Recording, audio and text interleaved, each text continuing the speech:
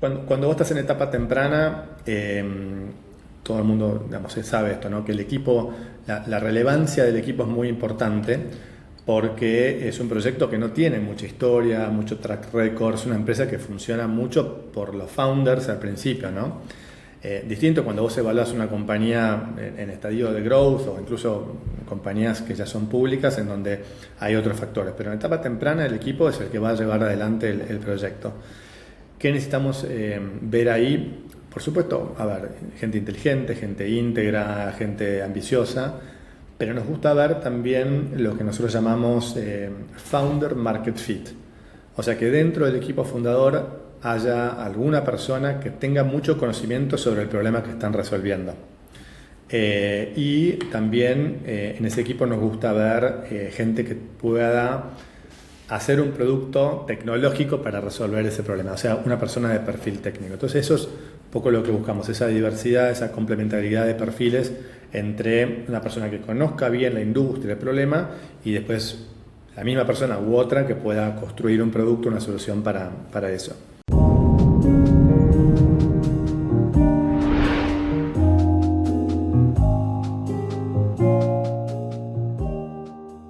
Bienvenidos y bienvenidas a un nuevo episodio de Startup Sessions. Esta vez tengo el agrado de poder conversar con Juan Cruz Valdés Rojas, Founder and General Partner de iThink VC.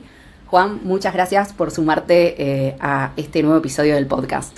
¿Qué tal, Rocío? No, gracias a ustedes por la invitación. Un placer. Bueno, a ver, un poco la intención es poder primero, como siempre hacemos en los episodios, conocer un poco del invitado. Acá puntualmente me interesa como hacer un doble clic en quién sos, qué estás haciendo actualmente, como para que la audiencia conozca un poquitito acerca de tu background. Dale, buenísimo. Empiezo de atrás para adelante. Soy cofundador de iThink y General Partner porque fundamos esta firma de Venture Capital en 2021 junto con mi socia Jazmín Gustales. Después te cuento un poco más sobre eso. Antes hice 20 años de vida corporativa, distintas industrias, distintas geografías. Hice toda la escalerita de la vida corporativa. Y también en paralelo, desde 2012, que hago inversiones en startups, primero como ángel, después armé un fondo de capital familiar y demás. Nací y me crié en Argentina, en Buenos Aires, y tuve el privilegio de haber vivido como 14 años en distintos países a lo largo de mi carrera corporativa. Wow, sí, vi un poco ahí, bien stalkeando un poco LinkedIn, ese switch que hiciste en tus primeros años, primero corpo, ahora llamas mundo startup, así que imagino que dos mundos completamente distintos que se complementan.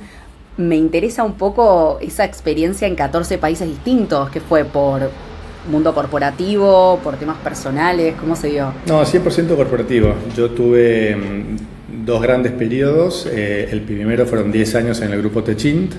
Con el grupo Techint vivimos en Houston, en Bérgamo, en Italia, en Monterrey, donde nació nuestra hija. Y después me cambié de empresa a Monsanto y con Monsanto me fui a vivir a Paraguay. Después Monsanto fue adquirida por Bayer, pero bueno, yo la última posición corporativa la tuve en Paraguay como líder de los negocios de la empresa para Bolivia, Paraguay y Uruguay. Por eso el cambio, la transición me encontró en Paraguay y si querés te cuento un poco más sobre eso. Ahí sí, es la génesis de iThink. 100%, cuando veía tu perfil digo, bueno, ¿cómo fue ese salto del mundo corporativo a startups? Que muchas veces, y esto quizás es más una, no sé si experiencia personal de conversar con colegas, con candidatos, con emprendedores y demás, se da a veces esta charla de personas que vienen del mundo corpo y que quieren empezar a entender qué sucede en el mundo de las startups, que no es tan fácil a veces, ¿no? De repente hacer como ese switch de un mundo para otro. Vi tu perfil y digo, ¿cómo se dio ese cambio? ¿Querés contar un poco si sí, fue algo cuento, paulatino, obviamente, drástico sí. y demás? No, a ver, cuando lo cuento mirando para atrás, suena como muy pensado, planificado, estratégico, y la verdad que no fue así. fue bien random, ¿no? Sí. Pasa que cuando uno cuenta la historia parece, viste, que fue, como te decía, planificado. A ver, yo te decía, yo empecé a invertir en startups, primero como ángel en 2012, después con capital familiar seguimos invirtiendo en startups y eso lo manejé yo en paralelo como por 10 años, pero un poco como hobby, ¿no? Como, imagínate que no tenía los procesos o la formalidad que tiene hoy el fondo, ¿no? Cuando en Paraguay me agarró la pandemia, yo tenía que salir de Paraguay porque se me acababan los años de expatriación en Paraguay. Entonces, junto con mi jefe y con los líderes, teníamos que pensar cuál era el próximo capítulo para mí. 2020, un año para todos bastante introspectivo. Así que, bueno, ahí me di cuenta que lo que venía haciendo no era lo que quería seguir haciendo. Y también me di cuenta que probablemente mi tiempo en el mundo corporativo había terminado. Siempre tuve ese bichito de hacer algo propio, pero viste cómo es la corpo, siempre es una más, la zanahoria. Tuve mucha suerte en mi carrera, tuve muy buenos líderes, me fue muy bien, pero siempre tuve ese bichito de hacer algo propio. Entonces ese año de introspección me sirvió muchísimo para pensar qué quería hacer después. Bueno, salgo de la empresa, coqueteo con algunas actividades, pero siempre pensé esto de Venture Capital y Startups como un side business, como algo medio de hobby. Sí. Pero en el verano de 2021 hice un programa de aceleración de fondos que se llama VC-Lab, que probablemente muchos de los oyentes lo conozcan. Y eso me ayudó como a ordenar en todos los pasos, a ordenar y acelerar literalmente todos los pasos para realmente pasar de una idea, de un fondo a la realidad. Hago, perdón, acá un paréntesis acá en relación a VC-Lab, te interrumpo porque quizás está bueno como que, por si alguien no conoce, entiendo que VC-Lab te forma un poco en relación a quiero armar un fondo, bueno, cuáles son los próximos pasos, ¿cierto? Sí, tanto, no te enseña tanto en cómo invertir bien en startups, sino cuáles son los pasos legales, administrativos, fundraising, pitch, armado de tesis. O sea, todo lo que tenés que hacer para que la idea pase a la realidad. Y además lo hace un paso bastante acelerado, te estoy hablando hace, ¿cuánto? Ya 5 años, ¿no? Claro. Entonces es como que te obliga, pensá que yo recién había terminado una carrera de 20 años, entonces estaba como empezando a relajarme un poquito y esto me obligó a estar on track. Además de conocer a mis primeros colegas en la industria, que hoy, además de colegas, son amigos. Y ahí es donde yo empecé a pensar o a darme cuenta que probablemente me podía dedicar a esto, ¿no? Un poco inconsciente, o sea, no sabía muchas cosas que hoy sé, que después profundizaremos. Pero a mí me decía, mira, la próxima actividad que yo haga en mi vida profesional tiene que tener estas componentes. No sé cuál va a ser la actividad, pero sí tiene que tener estas componentes. Y la verdad que esto del fondo y la inversión en startups reunía un montón de esas componentes y dije, ¿por qué no? No quería hacerlo solo, entonces acá empieza a jugar la suerte, porque Jazmín Gustale, que es también General Partner en iThink y mi socia, ella viene del sector público y organismos multilaterales. Nos conocíamos en Asunción porque ella estaba desde el gobierno armando como todos los esfuerzos de innovación del sector público para promover el ecosistema. Y yo en 2018, junto con un equipo de paraguayos empresarios, habíamos armado la red de ángeles, de inversores ángeles en Paraguay. Entonces articulábamos mucho con el sector público, ahí la conocí a Jazmín, hablábamos un montón, tomamos un montón de café, discutíamos idas y vueltas. Y en marzo de 2021 nos juntamos, ella me dice que estaba pensando en salir del sector público para ir al sector privado. Bueno, yo le compartí la idea que venía y bueno, juntos armamos, primero con conversaciones y después, bueno, ella salió, yo salí y armamos iThink en la segunda mitad de 2021 y lanzamos el primer fondo en enero de 2022. Esto que se cuenta, como te decía antes, súper estructurado, que parece pensado, en realidad fue como una sucesión de cosas medio random. Claro, no fue tan armónico como lo relatás, que digo, wow, o sea, fue como tal cual como decías, se parecía fue como dando, super se soft, fue dando, sí. se fue Sí. dando, sí. Sí. Entonces ahí entiendo, una de las preguntas que tenía también eventualmente era cómo llegaste a Paraguay, me quedó súper claro con la última expatriación, las conexiones y demás, y también interesante dos cosas, por un lado, previo esto de invertir de manera, como le decimos, inversión ángel, o sea que ya estabas involucrado eventualmente, tenías ciertos conocimientos en relación a lo que eran las inversiones. Y por otro lado, lo de VC Lab, que Javi, perdón, ahí también comento, Javi, founder de Web Started, él también hizo ese curso en su momento, ya no me acuerdo si fue hace 2-3 años, habló muy bien. Y nada, está bueno ahí como compartir conocimiento para aquellas personas que de repente quieren dar sus primeros pasos en el mundo de las inversiones, que existen este tipo de a mí me sirvió instituciones. mucho, como te Sí. decía, para organizarme, para ordenarme, para entender los pasos formales. Obviamente la adaptación del mundo americano al mundo latino es un trabajo que uno tiene que hacer, pero los procesos son bastante parecidos. Y volviendo a Paraguay, porque Paraguay tiene como un rol central en toda esta historia, porque a mí me encontró la salida o terminar mi carrera corporativa, me encontró en Paraguay, porque la empresa me había mandado ahí. Y entonces cuando estábamos pensando en lanzar el fondo, bueno, empezás a pensar en la tesis, ¿no? Que es el producto, ¿no? En qué se va a enfocar el fondo. Y bueno, por ahí yo tenía como la ventaja de estar en Paraguay, la ventaja de mi socia que está en Paraguay, la ventaja también de conocer Bolivia, Uruguay desde otro costado, pero también había estado en contacto con el ecosistema.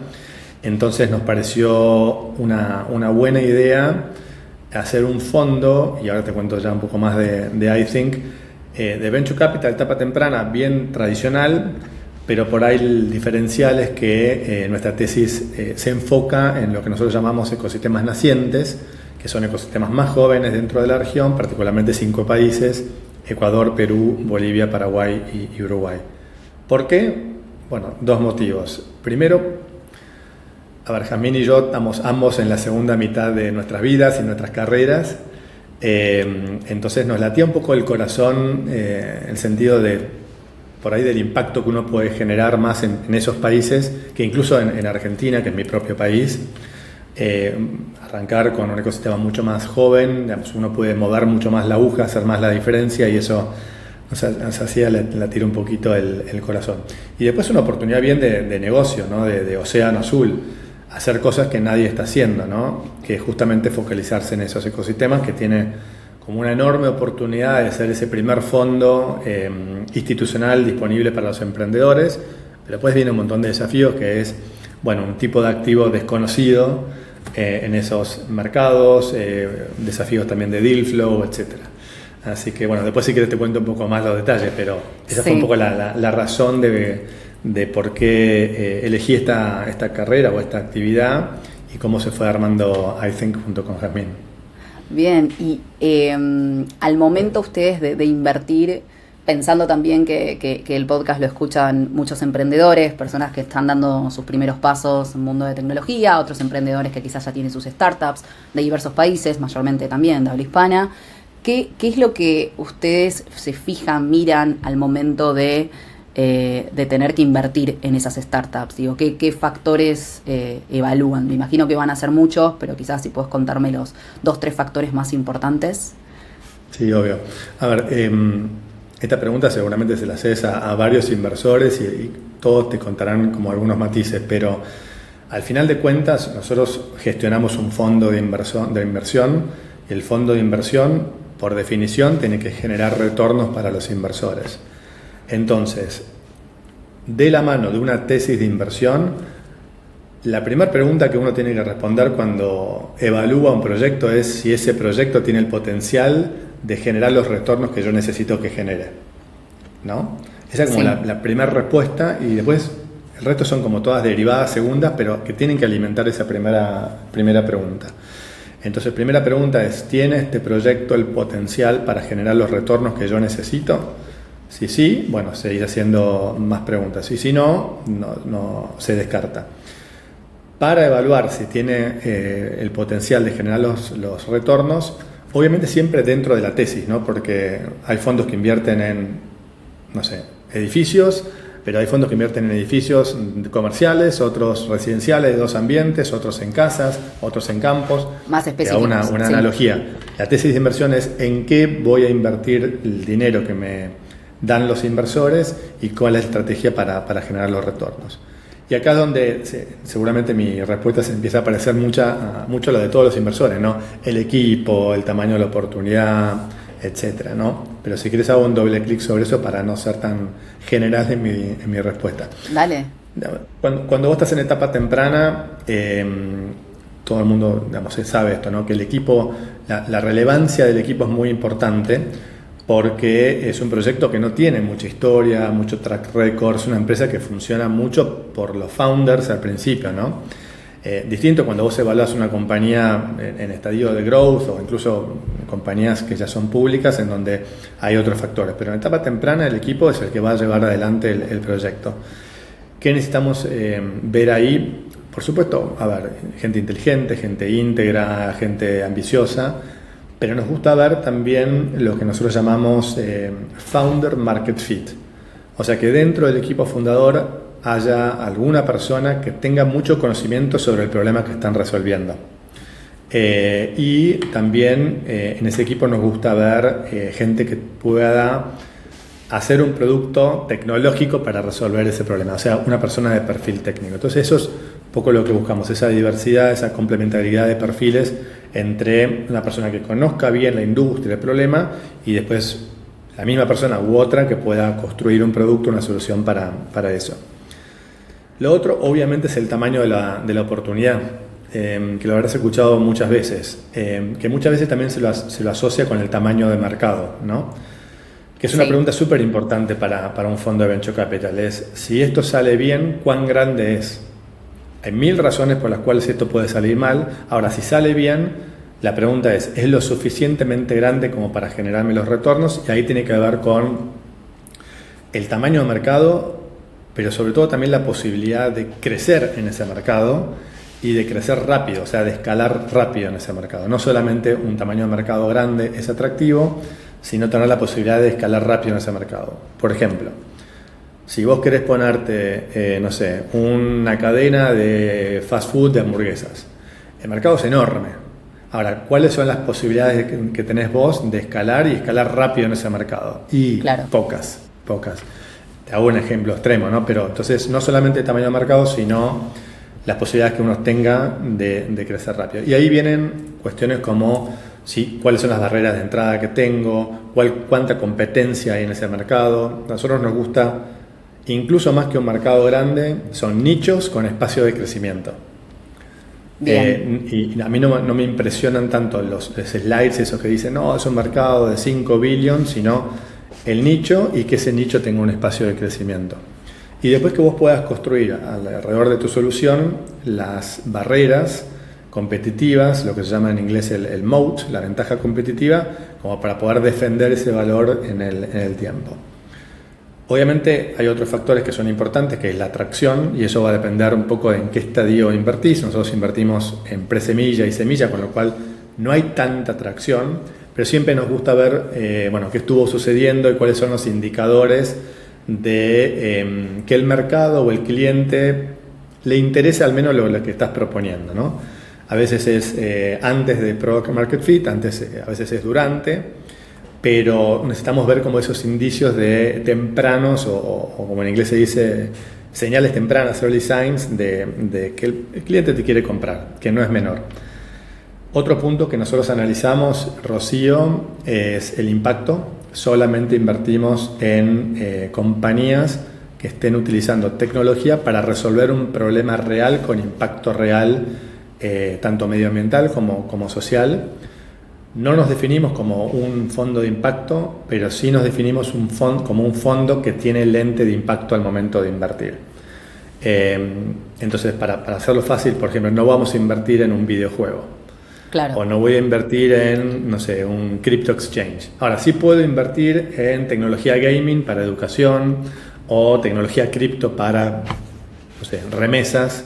Claro. Entonces no es un tema de tecnología, sino es un tema del problema que estoy resolviendo. Quizás, perdón, justo ahí hago un doble clic en lo que decías del gaming. Puede haber empresas que no sé, algún videojuego que esté pensado para instruir financieramente a chicos, no sé, en edad adolescente, por así decirlo. Bueno, ahí hay un impacto en lo financiero que no es menor, y sobre todo en economías. Totalmente. Pero si ese videojuego está diseñado para que los adolescentes estén más horas frente a la computadora, ni bueno ni malo, no es para nosotros. Bien.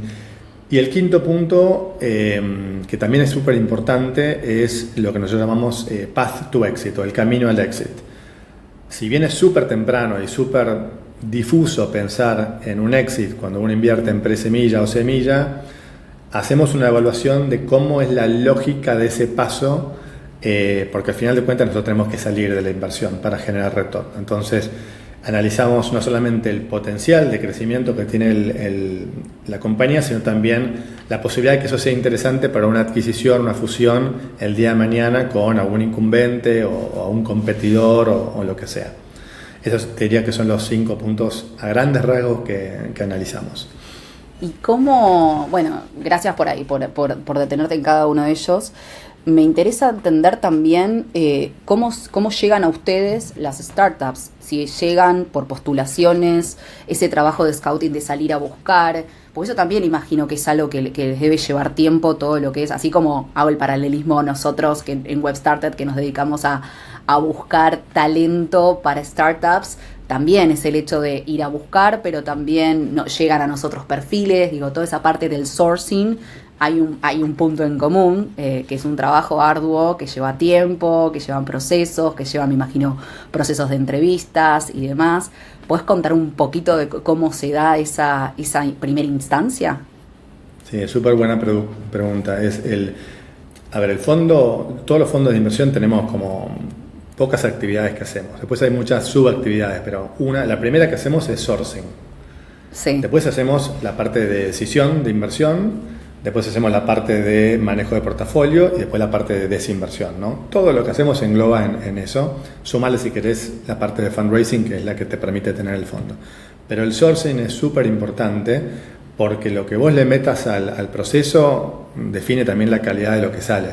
Total. Entonces, los fondos, y nosotros en particular, invertimos mucho recurso en que entre la mayor cantidad de oportunidades y la mejor calidad de oportunidades. Y eso está buena la pregunta porque esto es una respuesta general para todos los fondos, pero en nuestro caso, al invertir en ecosistemas nacientes, tenemos que invertir un poco más que otros fondos que por ahí invierten en ecosistemas más desarrollados para encontrar ese talento, encontrar esas oportunidades, o incluso trabajar con los emprendedores para que estén listos para recibir inversión, que no siempre es el caso. En concreto a tu pregunta, varias fuentes. Una fuente como más inbound, en donde entran, aplican por la página y se cargan nuestro CRM. Hay muchos que nos contactan por redes sociales o en los eventos. Tenemos mucha cercanía con, por ejemplo, aceleradoras o incubadoras de estos países. Y un punto muy importante es la colaboración con colegas. Cuando mirás el portafolio, nosotros siempre traqueamos cuál fue el origen de esa oportunidad, y la mayor cantidad es inbound. Pero al final las compañías que son parte del portafolio son o outbound, que quiere decir que nosotros las fuimos a buscar, o son colaboraciones con otros fondos. Entonces también invertimos mucho tiempo en esa actividad de ir al ecosistema, estar presente ahí varios días. Tenemos personas cubriendo los ecosistemas, y también en generar estas relaciones de confianza con colegas para coinvertir en las rondas. Bien, yo los fondos siempre los veo súper activos. Es un trabajo arduo el tema de los eventos, las comunidades, el estar presente, esto que comentabas de aceleradoras, de incubadoras, bueno, y demás. Es todo un trabajo 360 que debe llevar, imagino, mucho tiempo. Así como lo contabas, parece todo bastante como bien estructurado y articulado, pero ya el hecho de, no sé, nosotros desde la experiencia de asistir a eventos cuando fuimos, no sé, a la Chile Tech Week, por ejemplo, como para dar un ejemplo, ahora el Punta Tech que fue hace unas semanas, lleva muchísimo tiempo el prepararse, el estar, las conexiones, el follow-up, digo, ya ahí es como es mucho tiempo y veo por más allá de I Think, digo, en fondos que nos cruzamos permanentemente en eventos, que es una tarea súper activa la de estar. Totalmente, sí. Sí. Una parte importante de nuestro trabajo. Es total. Y ustedes, en cuanto al headcount de I Think, ¿son un equipo chico, un equipo grande? ¿Cómo lo articulan esa parte? Somos un equipo bien chico, somos 2 partners, Jazmín y yo. Después también trabaja con nosotros María Fernanda Alcócer, que es nuestra asociada, y Luciano Boyano, que es nuestro analista. Entonces somos 4 personas full time y después tenemos personas part time que nos acompañan en ciertos procesos. Por ejemplo, Pablo Pinto de Ecuador, que es nuestro venture partner, también trabaja. Pero en concreto somos 4 personas full time y después algunas personas part time. Part-time, bien. Y yendo a la parte también, pensando ahora un poco el post, una vez que invierten, ¿cómo es la postura que tienen ustedes en relación a, luego invierto en una startup, a lo que voy es, son un fondo que después va a estar activo en cuanto, no sé, a las capacitaciones en relación con los emprendedores, al networking? Esto lo pregunto y me lo hago como un poco pensando en voz alta ahora, porque a nosotros nos ha pasado desde WebStarted de trabajar muy codo a codo con fondos, aceleradoras, incubadoras y demás, en los últimos sobre todo 3 años, y encontrar distintos puntos, ¿no? Algunos fondos que cuando nosotros les acercamos la oportunidad de hacer un partnership, y un partnership me refiero, por ejemplo, brindar alguna capacitación para sus emprendedores de armado de equipos, hacer alguna mentoría y demás, hay fondos que lo reciben súper bien y hacemos acciones en conjuntos y se los nota muy activos en cuanto a toda esa parte de capacitación, trainings y demás. Y hay fondos que nos responden también muy bien, pero que no se involucran desde ese lado. O sea, por ejemplo, me refiero a no brindan webinars, capacitaciones o mentorías, como que no están tan involucrados desde ese punto. ¿Ustedes qué política tienen o cómo llevan a cabo toda esa parte posterior a la inversión? Está buena la pregunta también, porque estás hablando de la parte de manejo de portafolio o lo que yo le llamo servir, ¿no? Exacto. Hemos dicho sourcing. Hablamos de sourcing, hablamos del proceso de selección, que es lo que miro yo para evaluar un proceso, y ahora estamos hablando de, una vez que invertí, cómo maximizo las posibilidades de éxito de mi portafolio. Exacto. Y en general todos los fondos tratamos de agregar valor a las compañías de nuestro portafolio, porque eso obviamente maximiza las posibilidades de éxito. Yo creo que la clave acá está en entender en dónde realmente agregás valor y dónde no. Nosotros hicimos una encuesta dentro de nuestro portafolio y el común denominador fueron 2 cosas. El valor que nosotros agregamos está primero en las intros comerciales que les hacemos. Entonces tenemos una base bastante extensa de inversores o de LPs en el fondo que tienen sus empresas, sus corporaciones y que están bastante activos en esa interacción con startups. Y también tenemos una muy buena network, estamos bien conectados, sobre todo en estos países. Entonces le brindamos a las startups de nuestro portafolio la posibilidad de ya tener un cliente corporativo, una empresa en estos países. Eso es lo primero que nos dicen. Y lo segundo es fundraising. Ayudamos a completar las rondas. Nosotros nos sentimos súper cómodos liderando la primera ronda institucional, la primera ronda de VCs. Y siempre es un desafío hacer fundraising y más en los países en donde nosotros nos focalizamos, con lo cual es un laburo bastante activo que nosotros hacemos con el portafolio de ayudarlos a atraer a otros inversores, otros fondos a completar la ronda. Entonces no nos queda otra que ser un fondo muy hands-on, porque por definición estos ecosistemas no tienen todos los recursos a disponibilidad para los emprendedores. Entonces no nos queda mucho otra, además que nos apasiona. Por lo menos a mí me encanta ese trabajo. Y me contás todo esto y pienso en el poco headcount que tienen, o sea, son pocos, cómo da el tiempo para estar en tantos frentes juntos y ser tan hands-on, ¿no? Es todo un desafío. Es como una startup, pensaba en eso. Sí. Son pocos equipos chicos con muchas cosas para hacer, entonces, bueno, tenés que priorizar, meterle foco, asignar recursos, planificar, ejecutar bien. Sí, organizarse y bueno, polivalencia. Volviendo un poco a los orígenes, y mencionabas el país Paraguay, es un país que vengo, ya a título personal, me pasó en la Chile Tech Week, que conocí a algunas personas de Paraguay. Javi, founder de WebStarted, lo menciona constantemente, que está súper interesado en ir a la Paraguay Tech Week. Me pasa como que en distintos ámbitos lo estoy escuchando, no conozco tantos emprendedores paraguayos y desconozco bastante el ecosistema en Paraguay. Me gustaría quizás entender un poco tu postura habiendo, bueno, invertido, habiendo trabajado allá, viviendo en Asunción y demás, en su momento hace algunos años. ¿Cómo vos ves hoy el ecosistema paraguayo para alguien que quizás hoy no tiene, como me pasó a mí, súper en claro si conviene ir, no conviene ir, en qué estadio están, lo que vos puedas contarnos un poco sobre Paraguay? Te imaginarás que mi respuesta va con un sesgo enorme, ¿no? No solamente porque mi fondo se focaliza en países como Paraguay, sino yo tengo mitad de mi corazoncito guaraní. Pensá que mi hija hizo toda la primaria en Paraguay, yo viví 7 años en Paraguay. Sí. Entonces hago ese disclaimer que viene con mucho sesgo mi respuesta.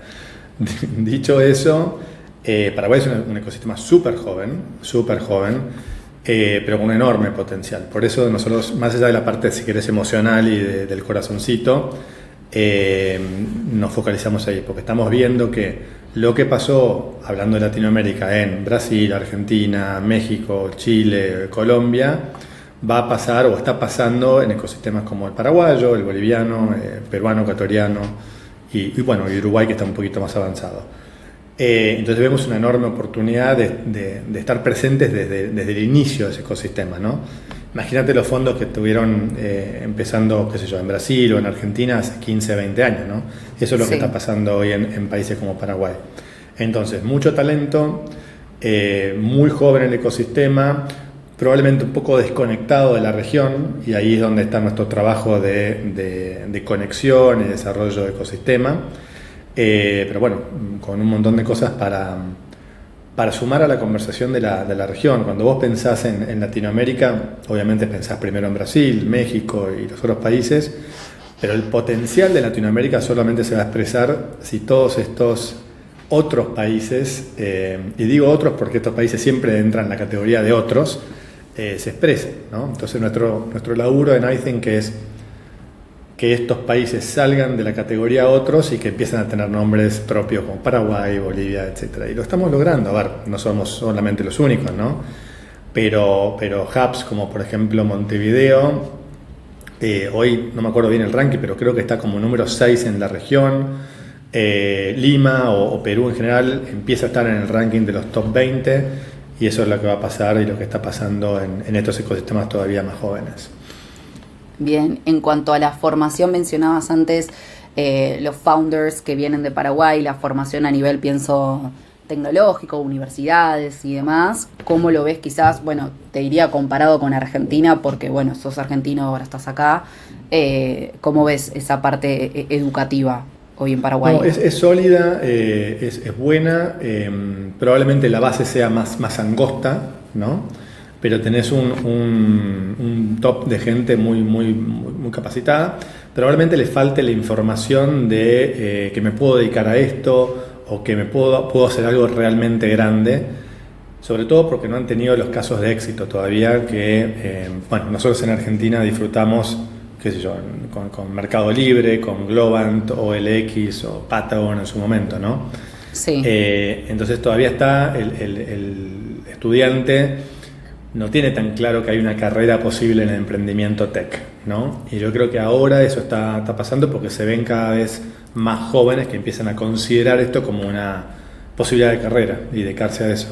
Y ahora, no sé si es algo también bastante reciente, también está lo que es la Paraguay Tech Week, ¿cierto? Como hasta ese momento en el año en donde, como ocurre en otros países, en Argentina, en Chile, México, Colombia, se dan una serie de eventos de tecnología en donde startups, fondos de inversión, bueno, todos los ecosistemas, todas las partes del ecosistema emprendedor se reúnen a desarrollar, a hacer networking, conexiones y demás, ¿cierto? Sí, a ver, vos me decías de la cantidad de recursos que uno invierte en los viajes y los eventos, entonces es como que los distintos ecosistemas fueron como organizándose y diciendo, bueno, si vas a venir a Chile, venite esta semana. Claro. Porque si no, viste, no sabes dónde ir. Entonces se concentra todo en esa semana y tratás de sacar provecho al viaje. Y lo mismo pasa en Paraguay, lo mismo pasa en Bolivia, lo mismo pasa en Perú. En Uruguay por ahí está más disperso a lo largo del año, pero se concentra mucho en el Punta Tech. Y Paraguay, sí, creo que hace ya 2 años se implementó la Paraguay Tech Week, que este año va a ser premundial.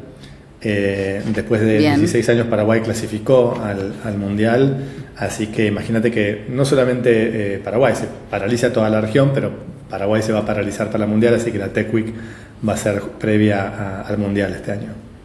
Bien, bueno, ahí, empalmando, ¿no? Porque ese mes creo que no va a haber ninguna Tech Week, se paraliza bastante el mundo, diría. Así Yo que bueno, creo que sí. si es previo al Mundial está bueno también, porque uno de los puntos que recuerdo el año pasado de estar conversando con colegas es que muchas de las Tech Week se centralizan en pocos meses, entre octubre, por lo menos, perdón, me refiero de la TAM, ¿no? Entre octubre Como y que está más enero. cargada la segunda mitad del año. Exacto. Sí. Nosotros en Argentina tenemos la Tech Week en junio, también no sé si está tan Después bien tenés el Foro formada. Argentino de Inversiones. Después tenés también, el foro, sí. claro, eso iba a decir, Sí. que creo que fue a fines de septiembre, principios de octubre, pero después entre, no sé, Colombia, México, Uruguay, y seguro me esté perdiendo alguna más, pero Y no te olvides en muchas- Argentina que hay muchas cosas pasando también en otros ecosistemas, Córdoba, Mendoza, Rosario, el NOA, hay un montón de cosas que está pasando fuera de Buenos Aires también. Totalmente, sí, ahí también, bueno, marcado quizás por Endeavor, que de repente marca la agenda, pero sí, obvio que ahí hay como muy buenos emprendedores, sobre todo los hubs que acabas de mencionar. Está bueno que también sea en esta primera mitad del año, lo que voy es para dispersarlas un poco. Bueno, ya hay un montón de cosas súper interesantes y muy armónicas en el relato. Me gustaría sí hacer como no sé si es un punteo, sino más bien preguntarte en estos últimos 4 o 5 años con el fondo, ¿qué errores identificaste? ¿Podrían ser errores, aprendizajes que tuviste de estar invirtiendo en startups? Los que me imagino que van a ser muchos, pero quizás si querés destacar 1 o 2 como para aquellos que quizás también están queriendo invertir y bueno, que les pueda Sí. servir de aprendizaje. Gracias por la pregunta, porque uno de los motivos por los cuales yo cambié como radicalmente mi actividad es como para exponerme a cosas nuevas y desarrollar músculos que no tenía desarrollados. Y eso viene con un poquito de dolor siempre, ¿no? Pero bueno, ahí está el crecimiento. Así que nada, a ver, me voy a poner un poco personal en esta respuesta porque hay aprendizajes a nivel de equipo, obviamente hay aprendizajes a nivel personal. Invertir en ecosistemas nacientes es distinto a invertir en ecosistemas desarrollados. Y eso requiere no solamente darse cuenta, sino llevar adelante actividades en consecuencia. Y eso tiene que ver con mucho más laburo de trinchera, como te decía antes, preparando a los emprendedores o trabajando desde antes para que recién pueda estar lista la compañía para hacer inversiones. Eso algo que fuimos dándonos cuenta y bueno, gran parte de la estrategia y los recursos están asignados a poder invertir bien en un contexto de ecosistema naciente que tiene que ver con hacer cosas distintas a lo que hacen otros fondos en ecosistemas un poco más desarrollados. Otro aprendizaje, a ver, me tocó armar equipos y trabajar con equipos un montón de años en mi vida corporativa. Es distinto trabajar con equipos grandes y con estructuras grandes que con equipos chicos y estructuras muy chicas. Lo obvio es que me tengo que ocupar de cosas que antes se ocupaba otra persona o los procesos se ocupan por... Pero también algo que yo aprendí un poquito a los golpes también es el fit cultural cuando vos armás equipos chicos es súper importante. Lo es también cuando trabajas en corpo, pero yo siento que cuando el trabajo es tan chiquito, cuando el equipo es tan pequeño, lo digo más en criollo, la piel es súper importante. Todo el resto es súper importante, pero qué sé yo, lo que te decía antes, ¿no? La inteligencia, la motivación, la integridad, pero la piel, porque vas a trabajar muy de cerca con esa persona y se generan como relaciones muy cercanas. Entonces, que te dé gusto trabajar con esa persona realmente es súper importante. ahora me pongo un poco más personal. Uno de los músculos que yo no desarrollé tanto durante mi vida corporativa, un poco por limitaciones propias, un poco porque por ahí el trabajo no me lo exigía, es el cultivo de las relaciones interpersonales y armar ese network de relaciones. Yo esto lo aprendí de mi socia, que lo hace muy bien, y yo al principio como que no entendía cómo ella tenía ciertas conversaciones o se tomaba ciertos cafés, y yo tenía como una mirada un poco más transaccional sobre las relaciones. ¿Cuál es el objetivo de este café? Y ella por ahí no me daba la respuesta que yo quería escuchar, ¿no? Que es, no, esto va a llevar a punto B y de acá vamos al punto C. Claro. Que es un poco más mi mente de ingeniero corporativo. Pero al final me di cuenta, y de vuelta lo aprendí de ella, que el cultivo, el armado intencional, por ahí no tan intencional en cuanto al resultado inmediato, es súper importante. Todavía me falta un montón para aprender, pero es algo que ya como incorporé en mi rutina de gimnasio. Es como, claro, tengo que hacer esto porque primero me nutre mucho a nivel personal, y segundo es una componente muy importante del trabajo que hacemos, tanto en relacionamiento con los emprendedores como en relacionamiento con los inversores. No te olvides que nosotros también vendemos, y nosotros vendemos un servicio financiero, pero el tipo de venta es una venta súper relacional, súper de construcción de confianza. Entonces, esto que te decía de generar ese network, esa red, esa relación de confianza es súper importante, y eso fue un mega aprendizaje para mí, y bueno, lo sigo aprendiendo. Y otro tema también que es más por ahí más a nivel de la actividad, ¿no? Es cómo lográs ser consistente a lo largo de los distintos ciclos y las idas y vueltas en este caso de la industria, ¿no? La economía siempre oscila, todo en el mundo, todas las cosas en el mundo oscilan, y la industria de Venture Capital también. Como es una industria mucho más joven, oscila más rápido y más rápido, más amplio. Entonces tenés la burbuja de 2021-22, después se explota todo y cae, y murió la industria y ahora está resucitando. Yo creo que como nosotros invertimos en el largo plazo, tenemos que tener la disciplina de atravesar los distintos ciclos y ser consistentes a través de los distintos ciclos. En concreto es no irse con la moda, no irse con el hype, mantener la disciplina, porque si vos pensás que un fondo tiene 10 años, en Latinoamérica 2 o 3 crisis te vas a comer, seguro. O es una crisis de, no sé, la explosión de la burbuja por aumento de tasas que viene más de global, o es una crisis geopolítica en algún país, en donde te puedo nombrar, no sé, 10 que hemos tenido, sí. Sobre todo en los países donde nosotros operamos, o crisis, qué sé yo, de la moneda, bueno, un montón de cosas. Entonces, creo que el aprendizaje es, digamos, cómo me aíslo del ciclo, pero aprendo a navegar los distintos ciclos. Y esto también es válido para los emprendedores. No te va a ir, este contexto no va a ser el mismo siempre. Con lo ni cual, para bien ni para mal, o sea, con lo bueno totalmente. A ver, trato de alejarme de asignarle a los ciclos si es bueno o malo. Es como es parte del juego, un ciclo de abundancia de capital o un ciclo de sequía de capital. No sé si son buenos o malos, son ciclos y lo tenés que atravesar. Entonces tenés que aprender a navegar con los distintos vientos que te van apareciendo en ese momento.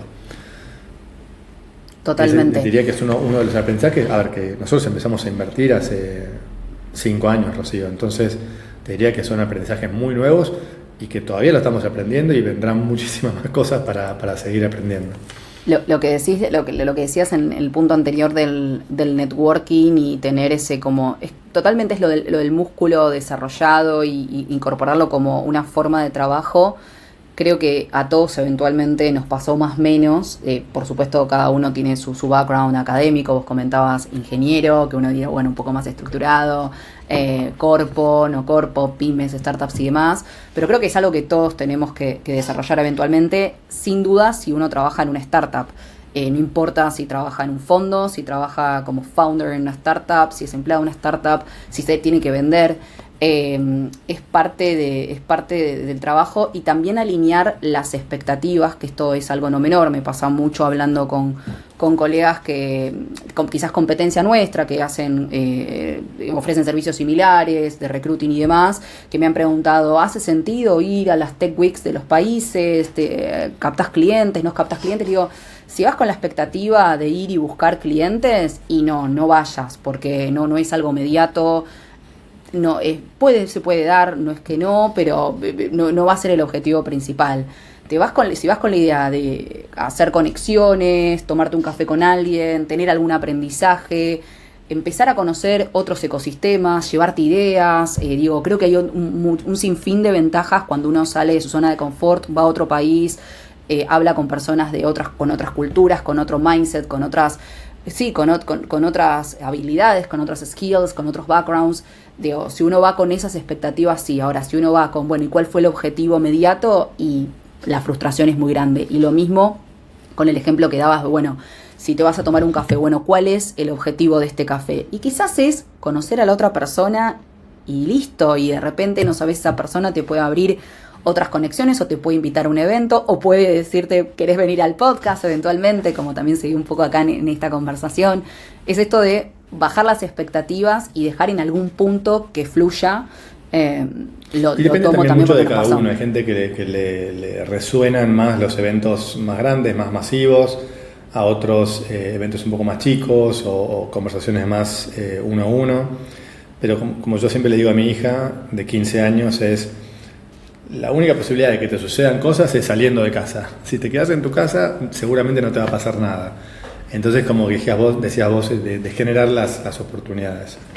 Totalmente. Salvo que ocurra una pandemia, que ahí fue un caso excepcional, pero sí, totalmente las cosas se hacen haciendo. Pero en la pandemia, acordate, y seguramente te pasó lo mismo. Sí. Te empezaste a conectar en Zooms de webinars que antes no lo hacías. Total, nos Estaba cambió el webinar hábito. de no sé qué cosa, que lo dictaba un europeo, un americano, y se abrió otra ventana ahí.